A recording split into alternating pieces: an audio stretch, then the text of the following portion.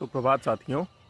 एक बार राजा ने अपने दो कैदियों को आदेश दिया कि तुम्हें जो है कल मृत्युदंड दे दिया जाएगा, तुम्हें फांसी पर चढ़ा दिया जाएगा।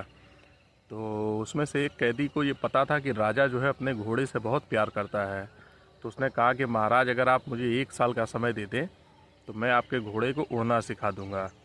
अब राजा इस बात को सुन के खुश हो जाता है कि मैं संसार में शायद इकलौता ऐसा राजा होऊंगा जो उड़ते हुए घोड़े की सवारी करूंगा।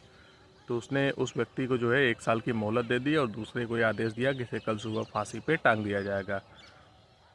फिर जो है जेल की कोठरी में दोनों बात कर रहे थे, तो पहले कैदी ने दूसरे से जो है प्रश्नवाचक दृष्टि से पूछा कि आखिर तुमने ऐसा क्यों किया? क्या तुम्हें नहीं पता कि घोड़े कभी उड़ा नहीं करते हैं?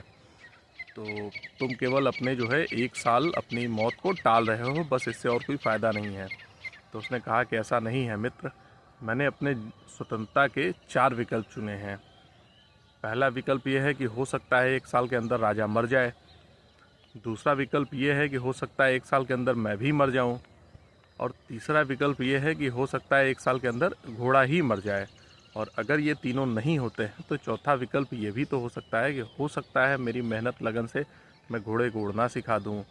तो पहला कैदी सुन के मुस्कुराने लगता है। और इस छोटी कहानी से एक सीख यही लेने लायक है मित्र कि जीवन में कितनी भी मुसीबत आए, कितनी भी परिस्थिति आए, हमेशा धैर्य से सोचेंगे तो कोई ना कोई रास्ता ज़रूर निकलेगा। रास्ता हो सकता है पूरा भले ना हो, लेकिन कुछ हद तक आपको उम्मीदें तो रहेंगी ही। तो उम्मीदों को कभी ना छोड़ें। धन्यवाद, नमस्कार, आपका दिन शुभ हो।